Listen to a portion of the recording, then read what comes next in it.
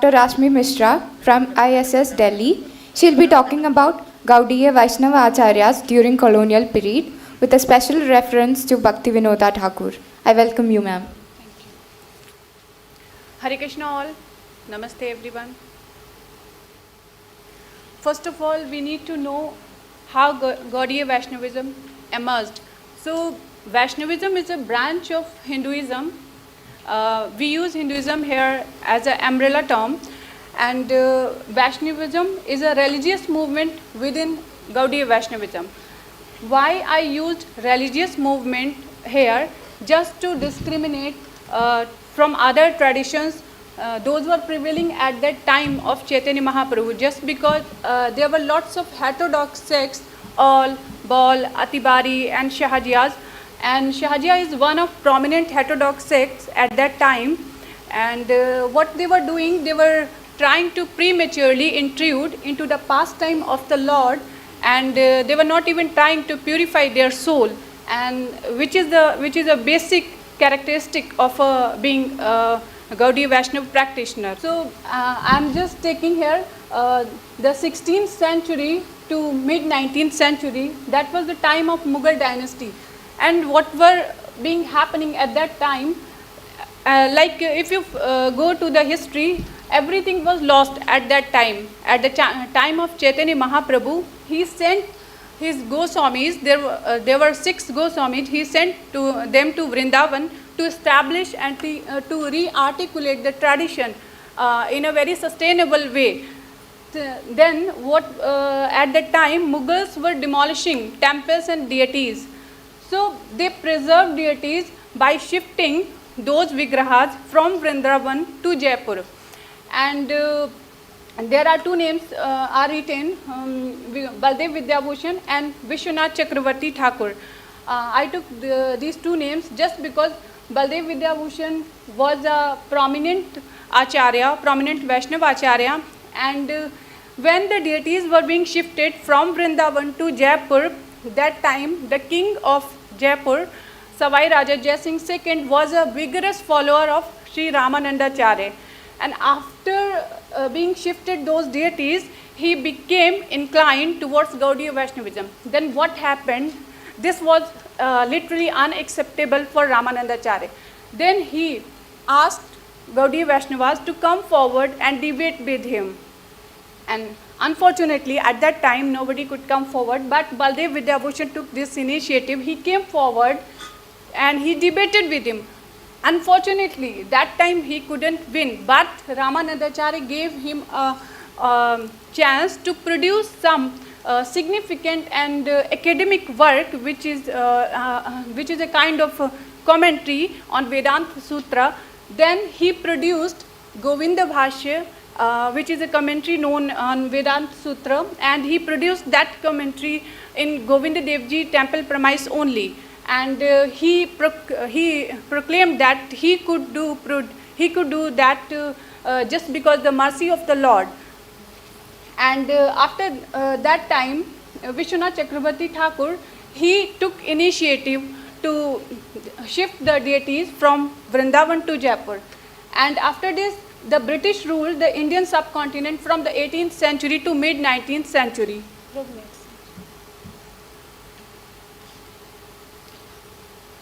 I will be discussing these 3 prominent Acharya of Gaudiya Vaishnavism. There were lots of Acharyas, but just I took these 3 names who made substantial contribution towards the tradition, to establish the tradition and to maintain an authenticity of the tradition. So Srila Bhakti Vinod Thakur was in 18th century. He was born as Kedarnath Datta in Ula Birnagar, West Bengal. Then Srila Bhakti Siddhanta Saraswati Thakur, he is the son of Srila Bhakti Vinod Thakur and the spiritual master of Srila Prabhupada. Then Srila Prabhupada. Srila Bhakti Vinod Thakur wrote more than 100 books. Actually, the purpose is to present these slides here, how great he was and how did significantly he contributed, academically he contributed towards the maintenance of the tradition, just because tradition was lost entirely. He wrote more than 100 books. He started newspaper, articles, magazines, and so on. He edited one magazine which is known as Sajjana Toshani, and later on it was translated in English, Harmonized as it is, by his own disciple Srila Bhakti Siddhanta Saraswati Thakur. And some of the prominent books like Krishna Sahita, I took this name. Sri Krishna Sahita was a important book of Gaudiya Vaishnava tradition, just because in this book Srila Bhakti Vinod Thakur presented a synthesizes, a harmony which is between faith and religion. Like faith, he did not compromise at all with the scriptural statement, with the essence of the scriptures, and he maintained the authenticity of the tradition, and he presented this knowledge in a modern technique, in a modern technology of the education which was prevailing in the colonial era. And like Jaiva Dharma, it is known as the eternal characteristics of Jiva. So there are some prominent books. Sri Chaitanya Shikshamrita is based on Srimad Bhagavatam. Srila Bhakti Vinod Thakur tried to illustrate the Lord's pastime in this particular book. There are some other books like Datta Vamshamala, which is a genealogy of successful disciple of the Dattaj family. Then Srimad Bhagavad Gita, the Vishwanath Chakravarti. So those are some names. I am just taking one book, Sri Amnaya Sutra, which is a concise book, and Srila Bhakti Vinod Thakur presented those scriptural facts which is already present in our scripture Bhagavatam. He wrote a concise book known as Dashamula Tattva, and he gave 10 esoteric fundamental truths over there, just to maintain that he tried to show that the entire philosophy of Chaitanya Mahaprabhu is articulated in only one verse. Yes, now I am coming over Bhakti Vinod Thakur's influential reformative effort in the 19th century. Gaudiya work began when he was only 30, so it is from cited. And there were some internal issues at the time of colonial era, as well as there were external issues. Like if we talk about heterodox sects, those were Apasampradayas, known as earlier I have said, all Bal, Atibari in Puri, Odisha, and Shahaziyas are there. And these are the problems inside the tradition, and how they groundbreak those things, and how they maintain the tradition. So this was the challenge for them at that time. If we see like how one is good in his tradition, so we just follow a prominent acharya or a prominent guru. But the thing is to see how they coped up with those challenges at that time. And another one is deviated Vaishnava Acharyas. Like I am taking here one example, Radha Raman Charan Das Babaji. He was a vigorous practitioner of Vaishnavism, and he had a huge followers. But he proclaimed one day that he had a mystic vision, and he obtained the Nitai Gaur Radhe Shyama mantra. And after attaining this mantra, he suggested that this mantra should be followed by congregational movement like Sankirtana movement, and Hare Krishna Mahamantra should be followed by one's own meditation. But this was denounced by Bhakti Vinod Thakur badly by saying that there is no precedent available in the scripture regarding this. And then monopoly of Goswamis, like there were caste Goswamis at that time, and they were proclaiming that they are the only authoritative person to initiate a new devotee. But Srila Prabhupada and Bhakti Vinod Thakur did tremendously did significantly work to break this ground-breaking rule, and they opened the tradition to the entire humanity by breaking this rule, like the monopoly of Goswamis. So after those acharyas, anyone can enter in this tradition, and anyone can practice the bhakti path. Then Varnashrama system. As we all know, it was the great challenge at the time of colonial era as well as. So only Chaitanya Mahaprabhu took sannyas, just because the rituals, due to customs, only Brahmins were permitted to take sannyas at the time. And it has a socio-religious life. Like many sannyasis, Babaji were there, but before Bhaktisiddhanta Saraswati Thakur, like Ishwar Puri, Madhavendra Puri are there. But what happened at that time, I have mentioned in second slide, Vishwanath Chakrabarti Thakur and Narottam Das Thakur. They were not Brahmins, but they took initiative to initiate new devotees. And now we have external issues like other philosophical and theosophical sects and traditions. If we talk about the Advaitavad, in the late 18th and early 19th century, Advaitavad get resurgence, and its followers proclaimed that there is only one way to unify the nation, and that is Advaitavad. So Advaitavad people were saying that Bhaktisiddhanta Saraswati Thakur imitating Swami Vivekananda, but this was untrue. Like if I take an example of theosophical sects of Bhaktivinoda Thakur, so he wrote a book which is known as Dashamula Tattva, which is a concise book, and there is a verse given in the support of the scriptures that Amne Praha Tattvam Harim Iha Paramam Sarva Shaktim Rasa Bhedim Tad Bhinna Amsam Cha Jivan Prakati Kevali Tamsa Tad Vimuktam Cha Bhavat Bheda Bheda Prakasham Sakalam Api Hare Sadhanam Shuddha Bhaktim Sadhyam Tat Pritim Eveti Upadishati Harid Gauri Chandra Bhajetam. So Amne Praha Tattvam, that means Amne is the scriptural statement, is the only valid source of knowledge. Hari Miha Paramam, Hari is the only absolute truth. Sarva Shaktim, he possesses all the energies and all the potencies. Rasa Bhedim, he is full of all mellows. Tad Bhinna Amsam Cha Jivan. So Bhinna, which is separated, Amsa, particle. So Jiva is eternally separated part and particle of the Lord.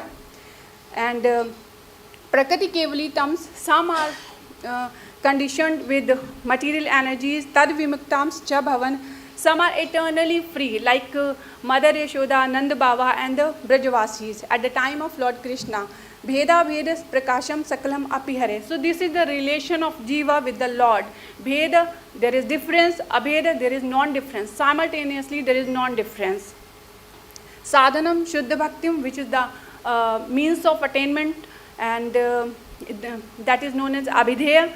And then Sadhyam Tat Pritim Evit, which means the ultimate goal of life, that is to attain the Lord's love. Then institutionalize the tradition. So Bhaktivinoda Thakur institutionalized the tradition. Actually, it was required at that time because everything, anything, what was prevailing at that time, like missionaries and other things, they were institutionalizing their tradition to maintain the tradition in a very well manner. So Bhaktisiddhanta Saraswati Thakur took this initiative and he institutionalized the tradition very well. And there were 64 centers popped up across the India at that time. And emphasis on educational system. Bhaktisiddhanta Saraswati Thakur emphasized Siksha Parampara, which is educational system, rather than Diksha Parampara. Just by saying, because Siksha is the essence of Guru-disciple relationship rather than any ritualistic practice. So for this he was severely criticized at that time, and he was asked about precedent of Siksha Parampara. Then he established several precedents, like Lord Krishna introduced Brahma and gave him knowledge. There is no mention of this actual ritual in the Bhagavatam. And also no ceremony was held when Brahma initiates Narad Muni. So knowledge is passed along, and the Diksha ceremony is the formalization of the knowledge transmission. So the ceremony itself is not the substance. And the method of initiation in Jaiva Dharma, which is a masterpiece of Bhaktivinoda Thakur, Bhaktivinoda Thakur illustrated, it is mentioned that when a guru initiates his disciple to reveal, he reveals to them his own Manjari Bhava and explains to his disciple what is Manjari Bhava as well. Quoted from Shukavak Das. Hindu encounter with modernity, according to Bhaktivinoda Thakur, this is only one method of initiation. There could be many more ways to initiate a new devotee. The purpose is to initiate later. Just a devotee, he or she is full of servitorship, which is a dasya ras, and it is a prominent one of prominent rasa out of 12 rasas. So until and unless one's heart is not full of dasa rasa, he or she cannot become a devotee at the advanced level. So Manjari Bhava, and we must all be Krishna's followers. So he did not reject it all, but it is for the advanced devotees. So in addition, Srila Prabhupada said, instead of downplaying the sadhana, the Manjari Bhava process, he standardized it by focusing on the chanting of the Hare Krishna Mahamantra rather than some imaginary Manjari Bhava in the spiritual realm. And to conclude, I must say that Gaudiya Vaishnava offers a comprehensive explanation of the word. Adherents of this tradition do not require any other framework for organizing their knowledge or their daily lives, and it is unacceptable for them to question the inspiration and reliability of the scriptures. Yes, of course, during the colonial era, the Gaudiya Vaishnava tradition might disregard any knowledge based on another person's kind of rationality. But if we talk about the present situation, this mindset is extremely prevalent today, and actually it prevents Gaudiya Vaishnava and representatives of other cultural traditions from engaging in interreligious and scientific debates. To resolve this issue, Bhaktivinoda Thakur established a framework for the link between faith and critical knowledge. When Hindus were confronted criticism of their worldview from the perspective of European rationalism during the British colonial era, by recognizing opposing viewpoints, this position broadens the possibilities for logical knowledge and encourages interfaith and scientific discussion. Additionally, it enables you to preserve support for your own culture while adjusting the laws of living in the contemporary multicultural world. With this, I am done. Hare Krishna.